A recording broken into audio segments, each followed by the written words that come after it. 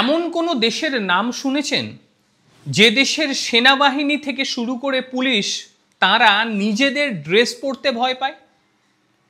সেই দেশটা হলো আমাদের প্রতিবেশী পাকিস্তান। বর্তমান পরিস্থিতিতে পাকিস্তানের সেনাবাহিনী এবং পুলিশ কর্মীরা নিজেদের যে ড্রেস সেটা পরতে ভয় পাচ্ছে, কারণ বালুচ লিবারেশন আর্মি এই কয়েক বছরে তারা যে হামলা চালিয়েছে তার মধ্যে অন্যতম বড় হামলা চালানো হয়েছে এবার পাকিস্তানি ফোর্সের উপরে। সব মিলিয়ে পাকিস্তানি সৈনিক সহ 48 জন যাত্রী নিয়ে একটি বাস যাচ্ছিল, সেই বাসের ওপর হামলা চালিয়ে দিয়েছে বালুচ লিবারেশন আর্মি। আর এই হামলার ফলে পাকিস্তানি সৈনিকরা তো মারা গিয়েছে, তার সঙ্গে হতাহত এবং প্রাণ চলে গিয়েছে কিছু সাধারণ মানুষের। এবং এরপরই বালুচ লিবারেশন আর্মি তারা জানিয়েছে যে সাধারণের ওপর আমরা হামলা চালাতে যাইনি এবং আমাদের ভুলের কারণে অনিচ্ছাকৃতভাবে সাধারণ মানুষ মারা গিয়েছে।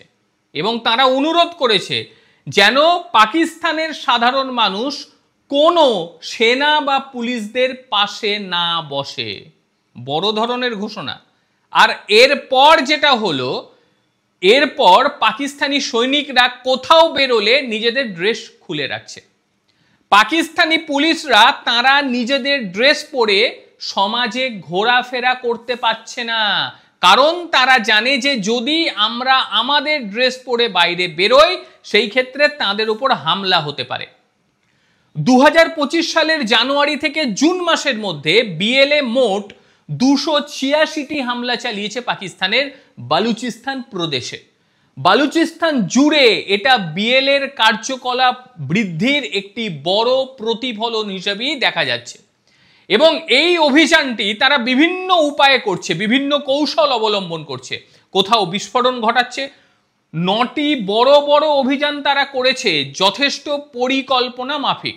আবার ফিদাইন ধাঁচের আত্মঘাতী হামলাও তারা করছে লাগাতার। এবং এই হামলা কিন্তু থামার নয় যতক্ষণ না তারা স্বাধীনতা পাচ্ছে। গোয়েন্দা সংস্থা কর্তৃক যে রিপোর্ট সামনে এসেছে, যে পরিসংখ্যান সামনে এসেছে, সেটাও রীতিমতো চমকে দেওয়ার মতন। এখনো পর্যন্ত বিএলএ 58 জন শত্রু এজেন্টকে তারা নিষ্ক্রিয় করে দিয়েছে। নিষ্ক্রিয় কথার অর্থ কি সেটা আপনারা জানেন। 290 জন কর্মীকে এখনো পর্যন্ত গ্রেপ্তার করে নিয়েছে তারা। বাহিনীর ওপরে উল্লেখযোগ্য যে হামলা চালানো হয়েছে তাতে হতাহতের সংখ্যা গিয়ে পৌঁছেছে 697 জনে। পরিমাণটা কত বললাম? 697 জন। এবং এই আক্রমণের অবকাঠামো লক্ষ্য করেও করা হয়েছে। তাতে 133টি যানবাহন ক্ষতিগ্রস্ত হয়েছে, একটি ট্রেন ছিনতাই করা হয়েছে, আপনারা জানেন জাফর এক্সপ্রেসের কথা, এবং 17টি সামরিক যে স্থাপনা সেটাকে ক্ষতিগ্রস্ত করেছে বালুচ লিবারেশন আর্মি। সব মিলিয়ে এই বালুচ লিবারেশন আর্মি 115টি বেশি অস্ত্রাগার তারা লুণ্ঠন করে নিয়েছে, প্রচুর গোলা বারুদ তারা নিয়ে নিয়েছে। বিশেষ করে বিএলএর যে অভিযান, সেই অভিযানকে তারা গোপন রাখার চেষ্টা করছে যাতে দেশের মানুষ, বিদেশের মিডিয়াগুলি এটার খবর না পায়। জাফর এক্সপ্রেসের কাণ্ড থেকে শুরু করে একাধিক ঘটনায় পাকিস্তানের মারাত্মক ক্ষতি করে দিয়েছে বিএলএ। রীতিমতো ক্ষতি গুনতে গুনতে তারা ক্লান্ত হয়ে গিয়েছে। আর বর্তমানে যেমনটি বললাম, বালুচ যোদ্ধারা যেভাবে তাদের উপর আক্রমণ শানাচ্ছে তাতে পাকিস্তানি সোলজাররা এবং পাকিস্তানি পুলিশরা তারা কিন্তু নিজেদের ড্রেস পরতে পারছে না। এবং আরও একটি খবর যেটা আমরা প্রথম দেখেছিলাম অপারেশন সিন্দুরের সময়, পাকিস্তান সেনাবাহিনী তারা তাদের কর্ম থেকে বিরতি নিচ্ছে, অর্থাৎ তারা চাকরি ছেড়ে পালিয়ে যাচ্ছে। এই ক্ষেত্রেও ঠিক এই ঘটনাই ঘটছে।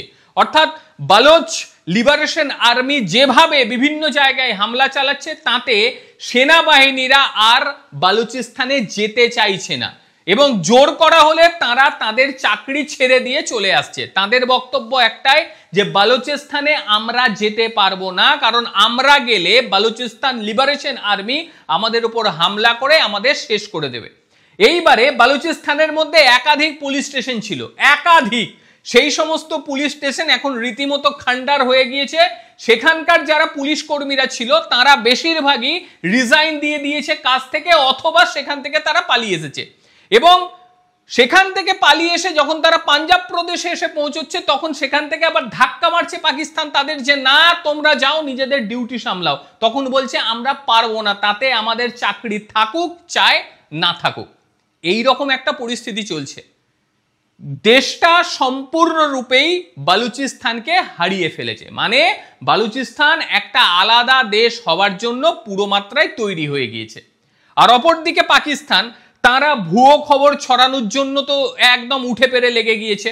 সব ক্ষেত্রে তারা চেষ্টা করছে ভারতকে জড়ানোর, কিন্তু পর্যাপ্ত যে প্রমাণ তথ্য দিতে হয় সেটা তো এরা জানে না। এরা মোটা মাথায় এগুলো ব্যবহার করে না, কিছু কাগজের টুকরো নিয়ে দেখাচ্ছে, দেখুন একে ভারত সহযোগিতা করছে, ওকে ভারত সহযোগিতা করছে, কিন্তু প্রামাণ্য কোনো প্রমাণ তাদের হাতে নেই। কারণ যেভাবে বালুচ তাদের পেটাচ্ছে, মারছে, নিজেদের দেশ থেকেই তারা বিতাড়িত হয়ে গিয়েছে, তাতে তাদের মাথা ঘুরে গিয়েছে।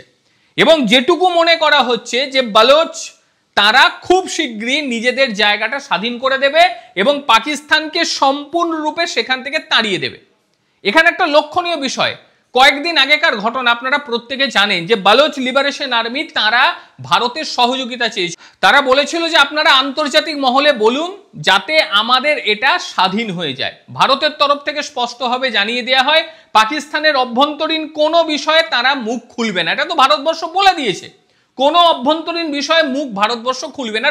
খুলবেই বা কেন? ওটা অন্য দেশের বিষয়, আমরা কেন কথা বলতে যাব? এটাই তো বিষয়। কিন্তু পাকিস্তান মনে করছে বালুচিস্তানকে ভারতবর্ষ সাপোর্ট করছে। আরে বাবা, যদি সাপোর্ট করে থাকে তাহলে প্রমাণ দাও। আন্তর্জাতিক মঞ্চে তোমাদেরও তো ভাই লোকজন আছে, ইংরাজি জানো, কাজী প্রমাণ দাও। প্রমাণ দেওয়ার মতন কিচ্ছু তারা পাচ্ছে না। যখনই বালুচিস্তানে তারা ঢুকছে তখনই তাদের উপর হামলা হচ্ছে। একবার চিন্তা করে দেখুন, এই কয়েক মাসে হামলাটা কত গুণ বেড়ে গিয়েছে। এবং এমনভাবে হামলা বাড়িয়েছে তারা, এই একেবারে জানুয়ারি থেকে জুন মাস, মানে জানুয়ারি, ফেব্রুয়ারি, মার্চ, এপ্রিল, মে, জুন, এই কটি মাসে 286টি হামলা, এবং প্রত্যেকটি হামলা পরিকল্পনা মাফিক হতো। এবং পরিকল্পনা করে হামলা করার জন্য তারা কিন্তু এত পাকিস্তানিদের ওপরে উঠিয়ে দিতে পেরেছে। সেই কারণেই কিন্তু পাকিস্তান পড়ে গিয়েছে চিন্তায় কিভাবে তারা নিজেদের বাঁচাবে। আর এটা তো বাস্তব কথা যে পৃথিবীতে এমন কোনো দেশ আমার মনে হয় না আছে যে বাঁচার জন্য নিজেদের যে ড্রেস সেই ড্রেস খুলে পালিয়ে যায়। এটা আমরা ভাবতেই পারি না ভারতীয়রা, কারণ আমরা নিজেদের দেশকে মা বলি, আর মায়ের জন্য কেউ কখনো জামা কাপড় খুলে পালিয়ে যায় না। এটা পারে এই পাকিস্তানিরা। সঙ্গে তো তাদের একটা ছোট সন্তান আছে, তারাও স্বভাবে তাই, এটা বলে কিছু লাভ নেই। যাই হোক, পাকিস্তান সেনাবাহিনী এবং পুলিশের পালানোটাকে কি বলবেন? বিশেষ করে জামা প্যান্ট খুলে পালাচ্ছে, এমন মার দিচ্ছে তাদেরকে, এবং এই মার কিন্তু চলতে থাকবে ক্রমাগত হারে। বালুচিস্তান আর শুধুমাত্র সময়ের অপেক্ষা, সেটা স্বাধীন হয়ে যাবে খুব তাড়াতাড়ি। এই বিষয় নিয়ে আপনাদের কি মতামত অবশ্যই জানাবেন। প্রত্যেকে ভালো থাকবেন, সুস্থ থাকবেন। আবারও দেখা হবে অন্য কোনো দিন অন্য কোনো ভিডিওতে। ততক্ষণের জন্য নমস্কার, ভালো থাকবেন।